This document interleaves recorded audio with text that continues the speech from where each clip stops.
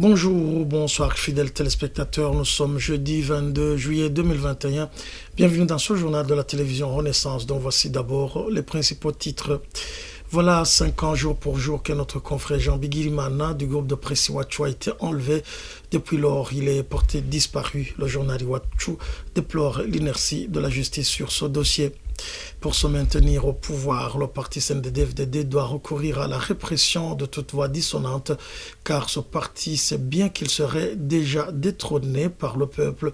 C'est là l'analyse faite par la coalition de l'opposition Sephora Roucha. Vous allez le suivre dans ce journal. Et puis le nouveau variant Delta de la pandémie Covid-19 continue à faire des victimes un peu partout au monde. L'Afrique de l'Est aussi n'est pas épargnée par ce fléau planétaire. Voilà pour les titres.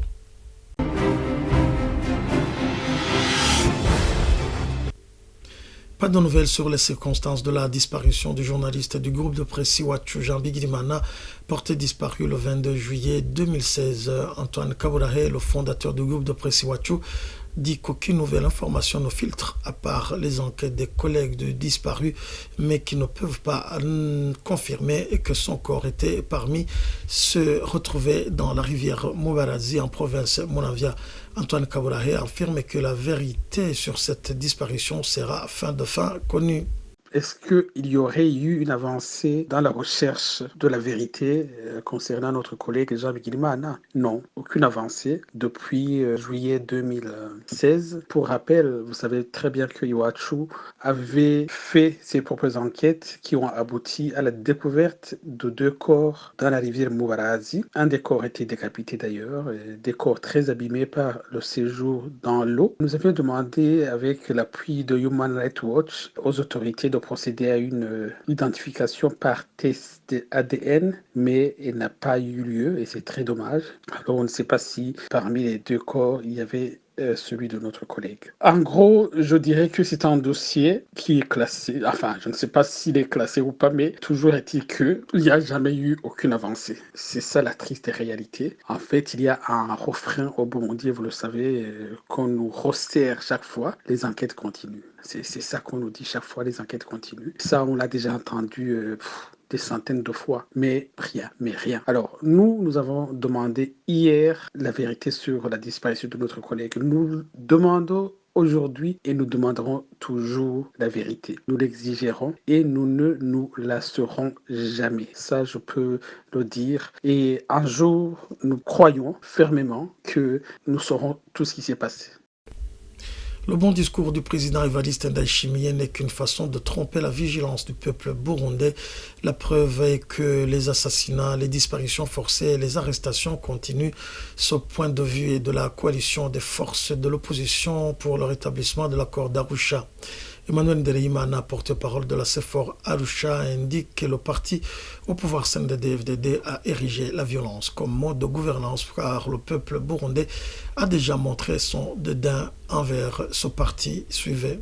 Les Burundais doivent comprendre d'abord que le CNDD-FDD a pris comme cheval de bataille la violence, le non-respect de la loi en général, la violation flagrante des droits humains. C'est ça que le CNDD-FDD a tracé comme une ligne directrice pour diriger le pays. Donc, dicter une dictature à outrance parce qu'eux-mêmes savent qu'ils sont au pouvoir, ils n'ont pas gagné les élections. Alors, la seule chose qui peut les maintenir, c'est le système du pouvoir au bout du canon. Donc, si tu oses lever le doigt pour dénoncer quoi que ce soit, tu es soit mort, soit tu es emprisonné ou porté disparu. Et il n'y a pas plus d'une semaine ou 2 semaines, à Bujumbura, à Karusi, et Mugamba, Bururi, et un peu partout ailleurs dans le pays, on nous signale des enlèvements. Alors, des enlèvements qui se multiplient, des choses qui vont exactement au contraire du discours du président de la République aujourd'hui. Quand il s'exprime en public, les gens voient un espoir en lui, alors que c'est exactement le contraire de ce qui va se réaliser sur le terrain. il parle de bonnes choses pour faire exactement le contraire. Dernièrement, il disait que ceux qui tuent l'innocent, c'est pas bon, ça peut les poursuivre partout, ils iront. Et depuis ce jour-là jusqu'à aujourd'hui, il n'y a pas un mois. Il faut compter combien de morts déjà, combien des enlèvements des innocents.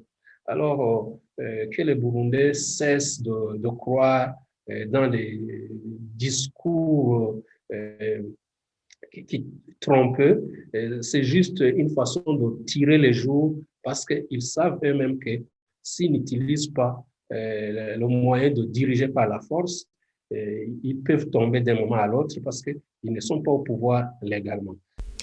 2 femmes de la commune de Mugamba dans la province de Bururi sont détenues depuis lundi dans les cachots de cette commune. Les mobiles de leur arrestation ne sont pas encore connus, mais les voisins de ces femmes font savoir qu'elles seraient poursuivies parce que leurs maris ont fui le Burundi. Une situation qui choque le mouvement Inamahoro Femmes et Filles pour la paix et la sécurité au Burundi. Selon Marie-Louise Balichako, présidente de son mouvement, les Burundais commencent à perdre progressivement la notion d'humanité. Elle fait appel à ceux qui ont la responsabilité de veiller au respect de la loi, de prendre cette question à main. Je vous propose de la suivre. Aujourd'hui, il y a ces femmes qui sont emprisonnées, apparemment arrêtées, parce que leurs époux ont fui. Des enfants sont punis parce que leurs pères ont fui. Je dis punis parce que quand vous êtes emprisonné, papa n'est pas là, maman est emprisonnée, ça veut dire que ces enfants sont laissés à eux-mêmes. Qui s'en occupe? Et du coup, on punit la mère, la femme, parce que son époux a commis un crime. Si fuir est un crime, il faut encore se poser cette question. Est-ce que le fait de fuir devient un crime punissable par la loi? Et si c'est un crime punissable par la loi, est-ce qu'on va punir la femme parce qu'on n'a pas trouvé le mari? Depuis quand? Et si on punit la femme parce qu'on n'a pas trouvé le mari, du coup, on a aussi puni l'enfant parce qu'on n'a pas trouvé le père. Et ça, c'est toute la nation, c'est toute la communauté maintenant qui va être punie parce qu'il y a des gens qui ont fui. Quelqu'un ne devrait-il d'abord pas se poser la question pour savoir pourquoi ont-ils fui? Et s'ils ont fui, c'est qu'ils se sentaient menacés, ils avaient peur. Et ça, personne ne peut le nier parce que personne n'est dans leur cœur. Et ça, ce n'est pas quelque chose que tu peux examiner objectivement sur la base des lois pour dire il t'est interdit de fuir même quand tu as peur pour ta vie. Ça, c'est des choses qui dépassent l'entendement. C'est des choses qu'on ne comprend pas et c'est des choses qui soulignent la gravité de ce traitement qui est en train d'être infligé aux femmes aujourd'hui. Les femmes ne sont plus respectées, les femmes ne sont plus considérées, les femmes sont des objets maintenant. On n'a pas trouvé le mari, on va punir la femme. Elle devient un objet. C'est pas juste. C'est pas juste, c'est pas humain, c'est intolérable. Et encore une fois, je pense que ceux qui ont la responsabilité de veiller au respect des lois et des institutions du Burundi devraient saisir ces questions en main.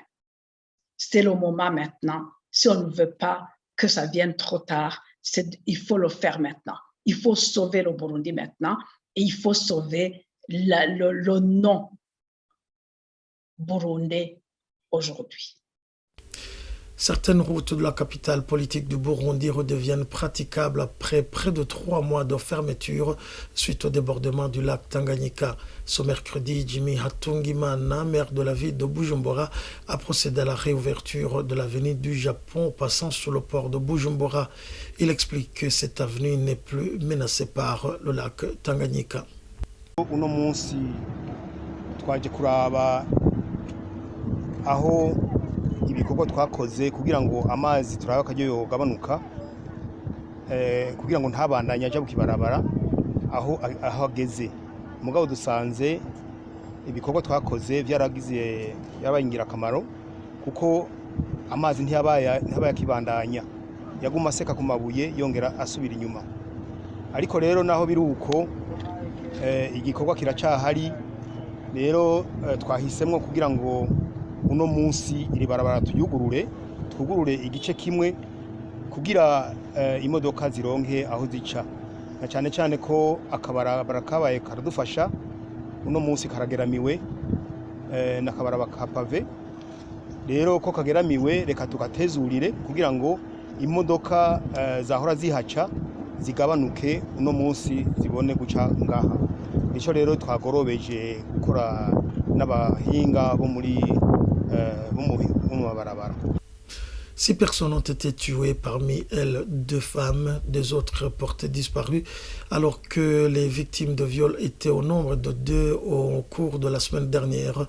Ces chiffres figurent dans le rapport hebdomadaire de la Ligue ITK, comme le précise Emmanuel Nibizi, vice-président de cette association. La Ligue ITK s'inquiète de l'impunité dont bénéficient les auteurs de ces crimes.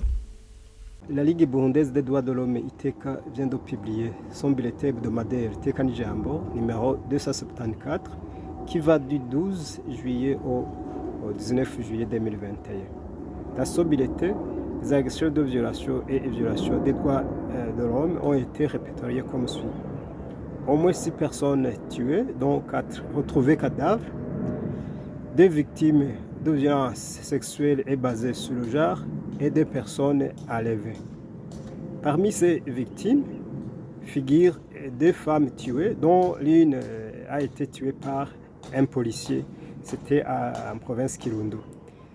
Et parmi les auteurs identifiés, il y a des policiers, des militaires, des Imbonerakure et des administratifs qui sont pointés du doigt comme des présumés auteurs de ces violations des droits humains observés. Ce bulletin traite aussi des questions de la justice, de la gouvernance, des droits économiques, sociaux et culturels et des faits sécuritaires. Et ces derniers ont emporté aussi des vies humaines. La Ligue TK s'insurge contre ces crimes observés et l'impunité des auteurs et demande à l'État de poursuivre en justice ces auteurs sans parti pris. Le monde fait toujours face au variant Delta. Ce dernier s'impose également en Afrique de l'Est. Le Rwanda procède à un confinement total et à un dépistage massif dans les zones confinées, soit 60% des cas dépistés qui sont positifs. Au Burundi, la province de Kivundo s'inscrit parmi les provinces les plus touchées par cette pandémie. Le port du masque devient obligatoire dans cette province. Reportage. Le variant Delta toujours à la portée d'un nombreux pays du monde entier. La contagion de ce variant touche aussi le continent africain. Les chiffres sont ainsi assez inquiétants, surtout dans la partie est du continent qui est frappée. Au Rwanda, par exemple, la capitale comme 8 autres districts sont en confinement total depuis samedi 17 juillet 2021. Le ministre de la Santé rwandais, Dr Daniel Ngamije, a déclaré que les mesures existantes n'avaient pas donné de résultats escomptés, car le nombre d'infections et de décès par coronavirus continue d'augmenter en grande partie en raison de ce nouveau variant. Le gouvernement compte examiner plus de 320 000 personnes qui sont dans les districts en confinement. Le bilan du 17 au 18 juillet donné par les autorités sanitaires montre que sur 107 106 personnes dépistées, 3 965 ont répondu positif au virus. Et en date du 21 juillet, 660 000 personnes dépistées, 905 ont testé positif. Au Burundi, depuis la déclaration du ministère de la Santé de la présence du variant Delta, la province de Kirundo du Nord est parmi les provinces les plus visées par la pandémie. Le gouverneur de cette province a exigé le port du masque obligatoire. En Ouganda, les chiffres sont inquiétants. La population observe un confinement total qui prendra quelques 3 mois pour essayer de réduire la propagation du virus. Jusqu'aujourd'hui, on dénombre plus de 191 400 000 cas de coronavirus à travers le monde et plus de 4 105 000 de personnes mortes. C'est ici que prend fin notre journal. Merci de nous avoir suivis. À la prochaine.